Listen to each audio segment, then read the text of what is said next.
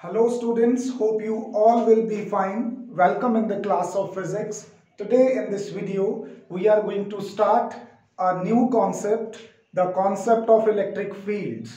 In previous videos, you have learned that a charge exerts force on another charge. This force will be repulsive if the charges are of same nature, and this force will be attractive if the charges are of opposite nature. But you have come to know that the charges exert force on each other without coming into the physical contact. एक दूसरे को बिना touch किए एक distance से ही एक दूसरे के ऊपर क्या लगाते हैं, फोर्स लगाते हैं. Now this is little hard to imagine because in my daily life if I want to move something I have to touch it. मेरे पास एक टेबल पड़ा है, मुझे उसको मूव करना है, ये स्केल है, मुझे इसको उठाना है, तो I have to touch it, I have to get in contact with it. लेकिन यहाँ पे चार्जेस एक दूसरे के ऊपर अट्रैक्टिव या रिपल्सिव फोर्स लगा रहे हैं बिना एक दूसरे को टच किए. How is it possible? This is possible if we understand the concept of fields. Electric fields क्या होते हैं कि एक इलेक्ट्रिक चार्ज अपने अराउंड एक एनवायरनमेंट क्रिएट कर लेता है. उस एनवायरनमेंट के अंदर जब कोई दूसरा चार्ज आता है तो उसके ऊपर क्या लगती है, फोर्स लगती है. So to understand how does these forces act we must come to know what is the concept of fields. Let's begin it today. What is electric field? It is the space, rather I should say 3D space, तीनों dimension में होती है ये, around a given charge. इस given charge को कई बार हम source charge भी बोलते हैं. सोर्स चार्ज क्यों बोलते हैं? सोर्स तो वो होता है जो कुछ प्रोड्यूस करे. ये चार्ज यहां पे क्या प्रोड्यूस करेगा? इलेक्ट्रिक फील्ड प्रोड्यूस करेगा, इन विच it can exert force on another charge. ठीक है, ये एक ऐसा एनवायरनमेंट होता है गिवन चार्ज के अराउंड कि अगर उस एनवायरनमेंट में किसी दूसरे चार्ज को लेके आया जाए तो उस दूसरे चार्ज पे ये पहला चार्ज यानी कि सोर्स चार्ज क्या लगाएगा? फोर्स लगाएगा, राइट. और ये फोर्स डिफरेंट डिस्टेंसेस पे डिफरेंट होती है. जितना आप चार्ज के पास लेके आओगे दूसरे चार्ज को उतनी फोर्स ज्यादा लगेगी, जितना दूर रखोगे उतनी फोर्स कम लगेगी. The closer you are the more force will be acting, the far away you are the less force will be acting. तो इसका मतलब ये है कि ये जो फील्ड है ये एक वेक्टर फील्ड है क्योंकि इसकी वैल्यू और इसकी डायरेक्शन डिफरेंट लोकेशंस पे डिफरेंट रहती है. तो ये इलेक्ट्रिक फील्ड कौन सा फील्ड है? It is a vector field. आपको ध्यान में रखना है, राइट. एज वी टोल्ड कि we are near to the given charge we will feel more force and if we are far away from the given charge we will feel less force. तो यहां पे strength calculate करना important हो जाता है कि अगर पास में है तो फील्ड की कितनी स्ट्रेंथ है, दूर है तो फील्ड की कितनी स्ट्रेंथ है. जितना जिस पॉइंट पे फील्ड स्ट्रांग होगा उतनी ही ज्यादा वहां पे क्या लगेगी? फोर्स लगेगी. So we are going to define the next term here, that is electric field intensity. Intensity word का मतलब यहां पे स्ट्रेंथ के साथ है, right. Electric field intensity gives the strength of field at a given point. किसी given point पे field कितना स्ट्रॉन्ग है, इलेक्ट्रिक फील्ड इंटेंसिटी हमें ये बताती है. अब इसको डिफाइन कैसे करते हैं? It is defined as the force experienced per unit test charge. किसी पर्टिकुलर पॉइंट पे अगर हम एक टेस्ट चार्ज रख देते हैं तो हमारा सोर्स चार्ज उस पर कितनी फोर्स लगाएगा, so force divided by the magnitude of that test charge is known as electric field intensity. Example के तौर पे समझाता हूं आपको। जैसे सपोज करो कि मेरे पास यहां पे क्यू चार्ज है, right, let's say it is positive, okay, ये एक पॉजिटिव टेस्ट चार्ज है यहां पे। इसके पास मैं कोई, इसको हम क्या बोल देते हैं, सोर्स चार्ज, क्योंकि ये क्या प्रोड्यूस करने वाला है, फील्ड प्रोड्यूस करने वाला है। इसके नियर हम क्या ले आते हैं, कोई छोटा सा charge, the smallest amount of charge which we can take which is possible, तो इसको क्या बोल देते हैं, टेस्ट चार्ज। और टेस्ट चार्ज डिनोट करने के लिए मैं क्या करता हूं, क्यू के सबस्क्रिप्ट में नॉट लिख देता हूं, ठीक है, this denotes the test charge. इसके अलावा एक और मैथमेटिकल डिनोशन भी रखेंगे जिससे पता चले कि इसकी वैल्यू कितनी स्मॉल लेनी है। तो जब मैं इसको यहां पे रखूंगा, कितने डिस्टेंस पे, लेट्स से आर डिस्टेंस पे, तो इसके ऊपर ये सोर्स चार्ज टेस्ट चार्ज के ऊपर क्या लगाएगा, फोर्स लगाएगा। अब मैं जितना इसको पास लेके आता जाऊंगा उतनी ये फोर्स बढ़ती जाएगी, because both are of same nature. Test charge की जो नेचर है वो आप कोई भी सपोज कर सकते हो, लेकिन जो एक नेचर आप सपोज कर लोगे आपको पूरे यूनिट में, इवन पूरी बुक में उसके साथ काम करना है, अदरवाइज आपको डायरेक्शंस की कंफ्यूजन होगी। तो यहां पे मैं क्या करता हूं कि टेस्ट चार्ज को पॉजिटिव लेके चल पड़ता हूं, ठीक है। लेटर ऑन मैं ये भी एक्सप्लेन करूंगा कि अगर पॉजिटिव की बजाय नेगेटिव हो जाए या ये टेस्ट चार्ज की बजाय हमारे पास चार्जेस बड़े हो जाएं तो क्या होगा, जस्ट वेट फॉर दैट, ठीक है। तो मैं यहां पे एक्सप्लेन करूंगा इसको कि इसके ऊपर फोर्स लग रही थी F, then how will we explain electric field intensity mathematically। Mathematically हम लिखेंगे इलेक्ट्रिक फील्ड इंटेंसिटी का सिंबल E होता है, it is a vector quantity, तो मैं ऊपर वेक्टर भी लिखूंगा।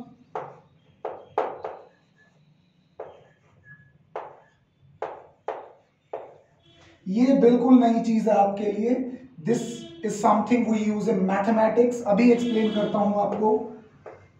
और ये तो हमने बाय डेफिनेशन कहा ही था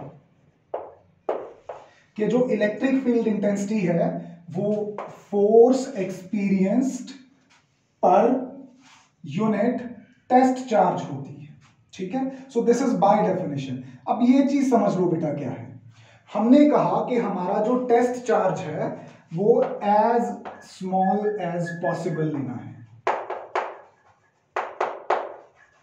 पहली बात तो क्यों बेटा, देखो इलेक्ट्रिक फील्ड स्ट्रेंथ किसकी चेक करनी है, इस सोर्स चार्ज की, राइट। अगर ये टेस्ट चार्ज मैं एज स्मॉल एज पॉसिबल लूंगा तो इस चार्ज का जो अपना इलेक्ट्रिक फील्ड होगा वो इस सोर्स चार्ज को डिस्टर्ब नहीं करेगा, क्योंकि ये तो बहुत कम है अमाउंट में, तो इसका सोर्स, इसका जो फील्ड बनेगा उसकी स्ट्रेंथ भी बहुत वीक होगी। बट अगर मैं इस टेस्ट चार्ज को स्मॉल नहीं लूंगा, ज्यादा ले लूंगा, तो इसका अपना फील्ड भी सिग्निफिकेंट होगा, वो इस गिवन सोर्स चार्ज पे जो फील्ड एक्सर्ट करेगा, फोर्स एक्सर्ट करेगा, तो इसकी जो फोर्स है या इसका जो फील्ड स्ट्रेंथ है वो कैलकुलेट करना मुश्किल हो जाएगा। That is why we want कि हमारा जो टेस्ट चार्ज हो इसका magnitude as minimum as possible हो, ताकि इसकी फील्ड स्ट्रेंथ भी निग्लिजिबल हो, किसके कंपैरिजन में, सोर्स चार्ज के कंपैरिजन में। अब मैथमेटिक्स की ये चीज, this is what we read, limit, कैसे पढ़ते हैं इसको, limit Q naught approaches to 0, Q naught approaches to 0, listen it carefully, approaches to 0, not equal to 0, approach कर सकता है 0 को, मतलब बहुत कम वैल्यू है, बट इज इक्वल टू 0 नहीं है, be careful about this.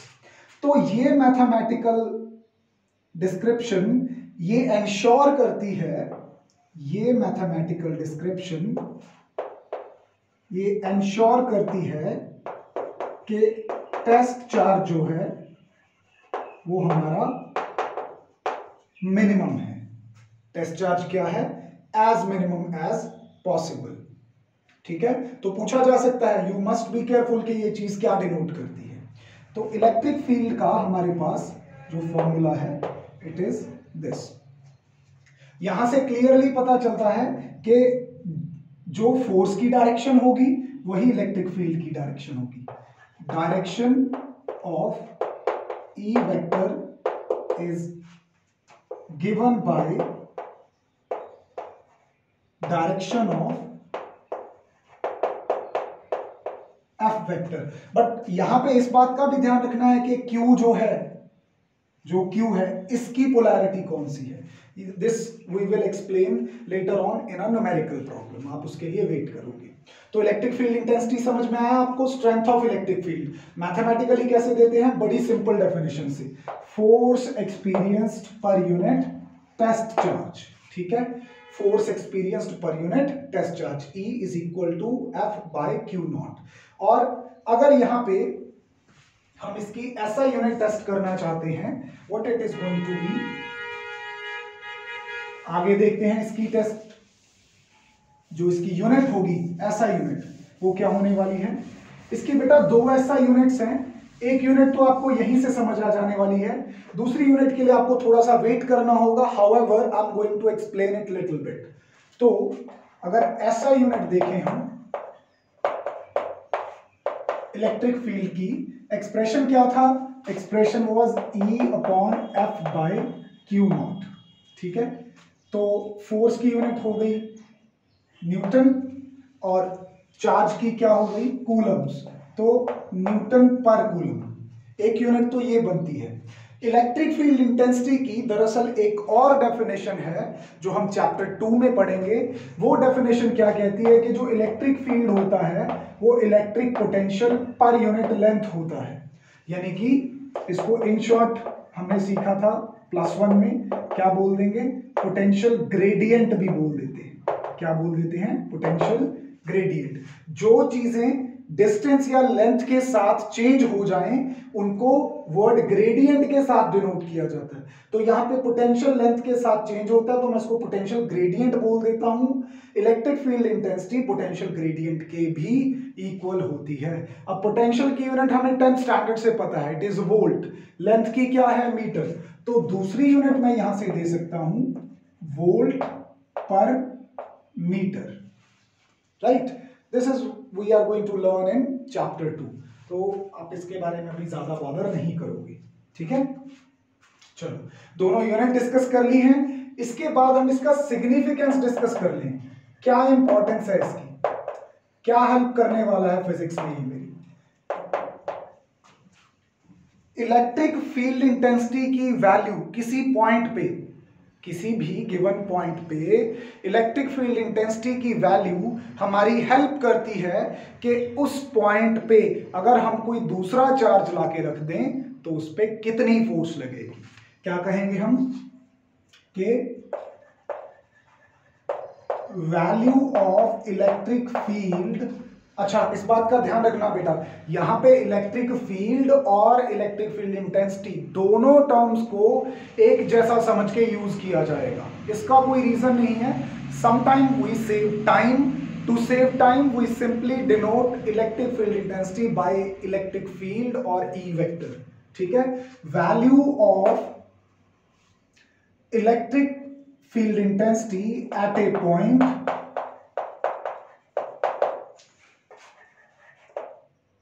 helps to calculate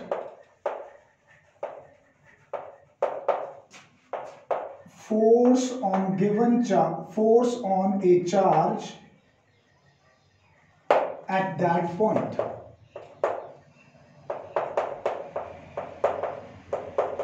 expression क्या था, E is equal to F by Q. तो अगर मैं यहां से फोर्स का देखूं तो क्या आ जाएगा, देखो क्यू नॉट यहाँ पे टेस्ट चार्ज को डिनोट करता था। ये तो आपने इलेक्ट्रिक फील्ड इंटेंसिटी को चेक करने के लिए, मेजर करने के लिए किया था। अब सपोज करो कि आपके पास चार्ज जो है वो इतना स्मॉल ज्यादा नहीं है लेकिन सोर्स से तो कम है। ठीक है, तो ये एक्सप्रेशन में आप सिंपली क्यू नॉट की बजाय क्यू भी लिख सकते हो, दैट वाज जस्ट अ डिनोशन। तो ये क्या बनेगा, it will be like this. ठीक है, तो अगर किसी पॉइंट पे, किसी पर्टिकुलर पॉइंट पे मेरे पास एक पॉजिटिव चार्ज है, इसके particular point, let's say A, let's say B, let's say any other point C, अगर मुझे ए पॉइंट पे इलेक्ट्रिक फील्ड पता है, लेट्स से इट इज ई ए, अगर मुझे इस चार्ज के लिए बी पॉइंट पे इलेक्ट्रिक फील्ड पता है, let's say it is E B, इस पॉइंट पे इलेक्ट्रिक फील्ड पता है, लेट्स से इट इज ई सी, तो अगर मेरे पास कोई टेस्ट चार्ज है उसको मैं यहां पे लाके रखूं ए पॉइंट पे, तो मैं सिंपली उस चार्ज पे कितनी फोर्स लगेगी वो इस फॉर्मूला के थ्रू जो कि हमने वहां से बनाया है कैलकुलेट कर सकता हूं। मुझे पता होगा मैं कितना चार्ज लेके आया हूं, ये वो चार्ज है जो हम लेके आए हैं, ठीक है, जो हम गिवन चार्ज के फील्ड में लेके आए हैं, वी ब्रॉट, ठीक है, और उस पॉइंट पे इलेक्ट्रिक फील्ड कितना है, दोनों को मल्टीप्लाई कर दो, you will get the force. अब यहां पे जो फोर्स की डायरेक्शन है वो मैटर करती है, कैसे, आपको इलेक्ट्रिक फील्ड की डायरेक्शन भी देखनी होगी और साथ में चार्ज की पोलैरिटी भी देखनी होगी। अगर यहां पे चार्ज जो है वो हमारा पॉजिटिव है, ठीक है, तो यहां पे प्लस साइन राइज होगा, if I take this in vector form, तो एफ और ई का यहां पे पॉजिटिव साइन, एफ और ई के बीच में यहां पे positive sign is equal to के बाद क्या डिनोट करेगा कि ई वेक्टर और एफ वेक्टर जो है आर इन सेम डायरेक्शन। मैंने बताया था ना आपको कि ई की जो डायरेक्शन है वो एफ की डायरेक्शन के ऊपर डिपेंड करती है, ठीक है, साथ के साथ चार्ज की पोलैरिटी पे भी डिपेंड करती है। सेकंड केस यहां पे क्या हो सकता है कि अगर हमारा चार्ज यहां पे नेगेटिव हो गया, कोई इलेक्ट्रॉन है या कोई और नेगेटिव चार्ज मूव कर रहा है, तो यहां पे एक नेगेटिव साइन राइज होगा। किसी वेक्टर इक्वेशन में नेगेटिव साइन का मतलब क्या होता है कि लेफ्ट साइड का वेक्टर और राइट साइड का वेक्टर अपोजिट है, तो यहां पे ई और एफ जो होंगे आर अपोजिट। देखो इसको आर इन अपोजिट डायरेक्शन, देखो इसको सिंपल वे में दिमाग में बिठाते हैं, इलेक्ट्रिक फील्ड इधर जा रहा है ऐसे फ्लो करके मेरे राइट हैंड से लेफ्ट हैंड की तरफ, लाइक दिस, तो अगर ये चार्ज पॉजिटिव है तो ये फील्ड के साथ साथ चलेगा, मतलब पॉजिटिव चार्ज जो है वो फील्ड की बात मानेगा, it will go along in the direction of the electric field. But अगर ये चार्ज नेगेटिव हुआ, फील्ड जा रहा होगा ऐसे लेफ्ट राइट टू लेफ्ट, तो ये चार्ज जाएगा इस तरह से, मतलब जो नेगेटिव चार्ज है वो फील्ड की डायरेक्शन से हमेशा क्या चलता है, उल्टा चलता है, if it is released simply in the field. अगर मेरे पास कोई पॉजिटिव चार्ज है और फील्ड जा रहा है इस तरफ, मैं इसको यहाँ पे ऐसे रख दूं तो ये जो चार्ज था ये फील्ड की डायरेक्शन में चलना शुरू कर देगा। अगर ये चार्ज नेगेटिव था और मैं फील्ड में रख दूं तो ये फील्ड की डायरेक्शन से उल्टा चलना शुरू कर देगा, as simple as that. Positive charge flows in the direction of field, negative charge flows opposite to the direction of field. This is what you are going to remember. तो significance पता चलने के बाद क्या बात हम यहाँ पे कंक्लूड कर लेते हैं कि जो दो चार्ज हैं, एक चार्ज यहाँ है, एक चार्ज यहाँ पे है हमारे पास, ये एक दूसरे से कैसे इंटरेक्ट कर पाते हैं, इनके बीच में जो इंटरमीडिएट होता है, जो बिचौलिया है, वो कौन है, वो फील्ड है। कौन है, फील्ड। चार्ज प्रोड्यूस करता है फील्ड, फील्ड इंटरेक्ट करता है दूसरे चार्ज के साथ, तो फील्ड यहां पे इंटरमीडिएट का काम करेगा। Field is that intermediate which helps the two charges to exert force on each other. ठीक है, यहां पे हम इसकी डायमेंशंस भी देख लें एक बार, बहुत आसान है। सिग्निफिकेंस देख लिया, डायरेक्शन का पता चल गया कैसे करना है solve. Let's watch out about dimensions of E. किसी कॉम्पिटिटिव एग्जाम में या कहीं भी नॉर्मली पूछा जा सकता है आपके, you have to learn everything. तो यूनिट हो गई, इसका डायमेंशनल फॉर्मूला चेक कर लें यहाँ पे, वो तो हमने सीखा है +1 से।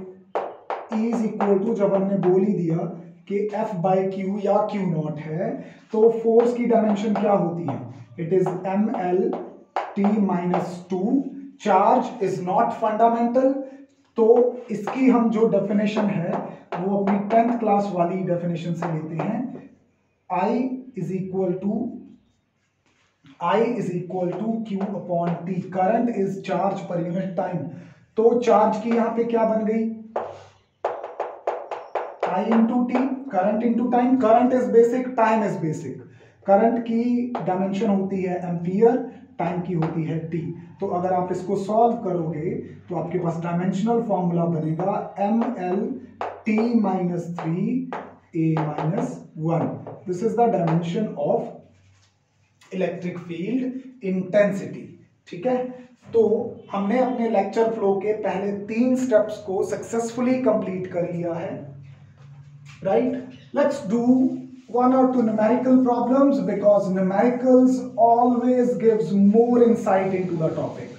अगर आप किसी कॉन्सेप्ट के न्यूमेरिकल्स साथ में करते हो तो ज्यादा चांसेस हैं कि वो कॉन्सेप्ट परमानेंटली आपके दिमाग में बैठ जाएगा।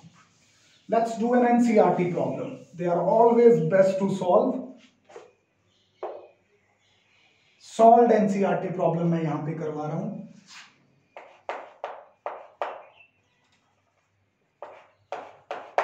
क्या प्रॉब्लम है यहां पे हमारे पास? वी हैव द प्रॉब्लम कि कोई इलेक्ट्रॉन है, an electron falls through by a distance of 1.5 metre, 1.5 centimetre in an electric field of strength। कितनी स्ट्रेंथ है इसकी? 2 into 10 raised to power 4 newton per coulomb. ठीक है, अभी इन्होंने क्या किया है यहां पे कि by reversing the direction of E, keeping magnitude same, magnitude क्या रखा उसका? सेम रखा। A proton falls through the field. फिर वो जो रिवर्स वाला फील्ड है उसमें कौन फॉल करता है? प्रोटॉन फॉल करता है। Compute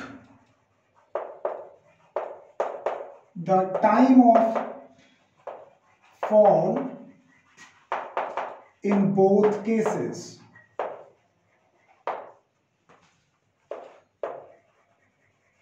Compare and contrast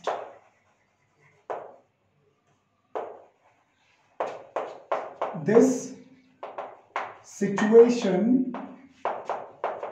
with free fall। इस पार्ट पे बाद में आएंगे। तो बड़ा सिंपल सा क्वेश्चन है।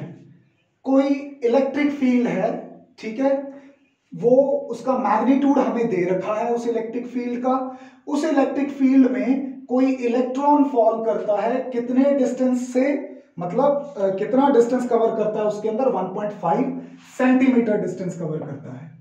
राइट, अभी अगर कहता वो फील्ड पहले अपवर्ड था, अभी उसकी डायरेक्शन क्या कर दी? रिवर्स कर दी। मैग्नीट्यूड क्या रखा? सेम, मतलब दूसरे केस में भी इलेक्ट्रिक फील्ड की इतनी ही वैल्यू है। अब इलेक्ट्रॉन की बजाय किसको गिराया गया है? प्रोटॉन को गिराया गया है। तो आपको बताना है कि दोनों केसेस में जो टाइम ऑफ फॉल आएगा, मतलब उनका इस डिस्टेंस को कवर करने का जो टाइम आएगा वो कितना है। उसके बाद हमें उस सिचुएशन को, ये जो गिवन सिचुएशन है, इसको फ्री फॉल यानी कि फ्री फॉल अंडर ग्रेविटी के साथ कंपेयर करना है। पहले सॉल्व कर लेते हैं, बाकी चीजें बाद में देखते हैं। देखो बेटा, मैं यहां पे सॉल्यूशन करने के लिए इसकी एक सिंपल सी डायग्राम बना देता हूं। Diagrams always gives you good insight. पहले केस में मुझे बताया नहीं गया कहां पे, तो मैं अपनी तरफ से सपोज कर लेता हूं कि जो फील्ड है इट इज मूविंग अपवर्ड। अगर ये फील्ड अपवर्ड है और इसमें कौन फॉल कर रहा है? इलेक्ट्रॉन। कौन फॉल कर रहा है यहाँ पे? इलेक्ट्रॉन फॉल कर रहा है। तो फील्ड इस चार्ज पार्टिकल के ऊपर क्या लगाएगा? फोर्स लगाएगा। कितनी फोर्स लगाएगा? We know that force is QE, right. मैं यहां पे फोर्स का क्या कंसिडर कर रहा हूं? मैग्नीट्यूड कंसिडर कर रहा हूं। Take it in mind. मैंने वेक्टर नहीं डाले तो यहां पे साइन मेरे लिए इंपॉर्टेंट नहीं है। इसके अलावा न्यूटन सेकंड लॉ से हम जानते हैं कि किसी चीज के ऊपर नेट फोर्स कितनी लगती है? ma। तो मैं यहां पे E लिख लूं, charge on electron is E और कैपिटल E, ठीक है। तो एक्सेलरेशन यहां से कितनी आ जाएगी? Acceleration will be E upon m। और यहां पे किसकी बात हो रही है? इलेक्ट्रॉन की। तो m के सबस्क्रिप्ट में मैं E लिख लेता हूं, विच डिनोट्स मास ऑफ इलेक्ट्रॉन। अब मुझे यहां पे क्या कैलकुलेट करना है? मुझे टाइम कैलकुलेट करना है। क्या कैलकुलेट करना है? टाइम। मेरे पास गिवन चीजें क्या है? एक तो मेरे पास एक्सेलरेशन है, I know the charge, I know the value of electric field, I know the mass of electron. तीनों को पुट करके मैं एक्सेलरेशन निकाल सकता हूं यहां पे, ठीक है। मेरे पास टाइम निकालना है मुझे, डिस्टेंस गिवन है और यहां पे एक्सेलरेशन गिवन है। तो कौन सी इक्वेशन ऑफ मोशन लगाऊंगा? यहां पे काम करते हैं, second equation of motion use करना ज्यादा सही रहेगा, ठीक है। तो सेकंड इक्वेशन ऑफ मोशन लगाते हैं। क्या होती है सेकंड इक्वेशन ऑफ मोशन? रफली इधर हेल्प करो मेरी। S is equal to ut plus half at square होती है ना। अब क्योंकि हमने उसको रिलीज किया ऊपर से, तो इनिशियल वेलोसिटी तो जीरो हो गई, तो ut फैक्टर तो खत्म ही हो गया यहां से, ठीक है। क्या बचा? सिर्फ हाफ at स्क्वायर। हम क्या चाहते हैं? टाइम कैलकुलेट करना। बाकी सारी चीजें अगर इधर लाके मैं सिंपली टाइम का एक्सप्रेशन लिखूं तो बेटा हेल्प करो मेरी, कैसे लिखा जाएगा? इट विल बी 2 इधर s के साथ आ जाएगा डिवाइडेड बाय एक्सेलरेशन और उसका क्या आ जाएगा? अंडर रूट आ जाएगा, ठीक है। यहां से आप बना सकते हो। अभी एक्सेलरेशन की वैल्यू यहां से सब्स्टिट्यूट कर दें तो क्या आएगा? It will be twice of s। जब नीचे एक्सेलरेशन की वैल्यू पुट करोगे E अपॉन me पलट के ऊपर आ जाएगा और नीचे क्या बचेगा? E। अब यहां पे सारी वैल्यूज आपको पता है। s की वैल्यू कितनी है? s की वैल्यू है 1.5 centimetre. Let's convert it into metres. हमें पता है सेंटी का मतलब 10⁻⁻² रहता है मीटर, ठीक है। E की वैल्यू हमें गिवन है ये वाली, ये सब चीजें। अच्छा, मास ऑफ इलेक्ट्रॉन सबको पता होगा 9.1 इंटू 10⁻31 kg, ठीक है। ये सारी चीजें यहां पे सब्स्टिट्यूट कर दो, you are going to get the time for electron fall.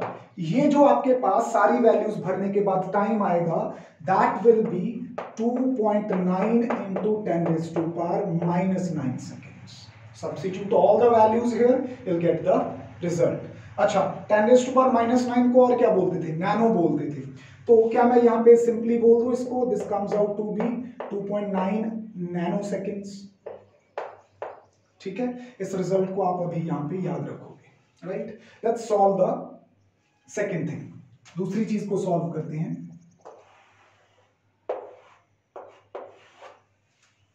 दूसरे केस में क्या है? इलेक्ट्रिक फील्ड को रिवर्स कर दिया गया है। मतलब इलेक्ट्रिक फील्ड किस तरह से है? It is like this. Magnitude तो हमने क्या रखा? सेम रखा, बस उसकी डायरेक्शन रिवर्स कर दी, राइट। अच्छा, इसमें अब क्या फॉल कर रहा है? इसके अंदर अब प्रोटॉन फॉल कर रहा है। हालांकि हम जानते हैं कि इलेक्ट्रॉन और प्रोटॉन दोनों के ऊपर चार्ज क्या रहता है? सेम रहता है। तो इस केस में अगर मैं टाइम निकालूं, I'll have the same expression, same acceleration, सिर्फ यहाँ पे me की बजाय mp आ जाएगा। तो मैं इन शॉर्ट लिखता जाता हूं, बस एक्सेलरेशन बनेगी यहाँ पे, वहीं से देख के लिखते हैं। चार्ज ऑन प्रोटॉन वो भी E होता है, ये याद रखना बेटा। जो चार्ज ऑन इलेक्ट्रॉन है और चार्ज ऑन प्रोटॉन है वो दोनों ही इक्वल होते हैं, that is E 1.6 into 10⁻⁻19 coulomb. तो E upon mass of proton, और ये याद रखना कि मास ऑफ प्रोटॉन कितना होता है? 1.67 into 10⁻⁻27 kg। Proton is heavier than electron, ठीक है। यहाँ पे 10⁻⁻31 है, यहाँ पे 10⁻⁻27 है। तो यहाँ पे अगर मैं टाइम कैलकुलेट करूं, I should have no problem. 2 into S into M E की बजाय यहां पे क्या आ जाएगा, एम पी आ जाएगा, divided by E into E. Charge तो दोनों पे सेम है, इलेक्ट्रिक फील्ड भी दोनों के लिए सेम है, जस्ट डायरेक्शन रिवर्स की है। अगर अब सारी चीजें सब्स्टिट्यूट करके, एस की वैल्यू वही 1.5 सेंटीमीटर था, but we are going to use in metres. Mass of proton मैंने ऑलरेडी बता दिया आपको, चार्ज ऑन इलेक्ट्रॉन ऑलरेडी पता है हमें 1.6 इंटू 10⁻⁻19 कूलम। इलेक्ट्रिक फील्ड की वैल्यू भी गिवन है 2 इंटू 10⁻⁴। अगर ये सब चीजें मैं यहां पे सब्स्टिट्यूट कर देता हूं,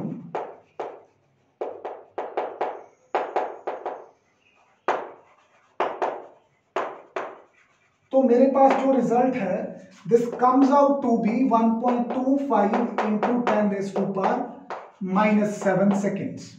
थोड़ा कंपेयर करने के लिए मैं इसको रीअरेंज कर लेता हूं। अगर ये डेसिमल हटा दूं तो नीचे कितना आएगा, 100, मतलब 10 की पावर 2। उसको ऊपर ले जाऊं तो -2 हो जाएगा, -7 और -2 कितना बना देंगे, -9। तो मैं इसको 125 इंटू 10⁻⁻9 सेकेंड या सीधा 125 नैनो सेकेंड्स लिख सकता हूं। बेटा ध्यान दो, इलेक्ट्रॉन को इतना डिस्टेंस फील्ड के अंदर कवर करने में कितना टाइम लगा, 2.9 नैनो सेकेंड्स, और प्रोटॉन को सेम फील्ड के अंदर उतना ही डिस्टेंस कवर करने में कितना टाइम लगा, 125 नैनो सेकेंड्स। तो प्रोटॉन को ज्यादा टाइम लग रहा है, time for proton is greater than time for electron, ठीक है। और इवन यहां पे हमें पता है कि मास ऑफ प्रोटॉन जो है वो मास ऑफ इलेक्ट्रॉन से ज्यादा है। इसका मतलब जो हैवियर पार्टिकल है, it is taking more time to fall, जो लाइटर पार्टिकल है it is taking less time to fall. यहां पे जो टाइम हमने कैलकुलेट किया इट इज मास डिपेंडेंट, ये देखो डायरेक्टली प्रोपोर्शनल है, यहां से नजर भी आ रहा है। इस केस में टाइम जो है वो directly proportional to mass of proton है, थोड़ा क्लियरली नजर आ रहा है। इवन पावर हाफ कर लो आप, यहाँ पे under root of mass of proton है, और यहाँ पे टाइम जो है of fall of electron is directly proportional to under root of mass of electron से है। बट बेटा in case of free fall under gravity हम जानते हैं कि जो टाइम आता है हमारा वो क्या होता है, 2h/g। ये +1 में किए हैं हमने बहुत सारे सॉल्व। तो यहां पे तो जो टाइम है वो पार्टिकल के बॉडी के मास पे डिपेंड ही नहीं कर रहा, ठीक है।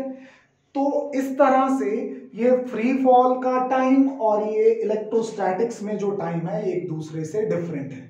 यहां पे जो टाइम ऑफ फॉल है it depends on mass, but in case of free fall under gravity the time is independent of mass. This is the answer to your second question. That's all about the concept of electric field. Hope you have understood it. बहुत important concept था। अभी सारा आगे chapter जो है इनके basis पे चलेगा। Till then, now let's meet in the next video. Till then, take care of yourself. Goodbye.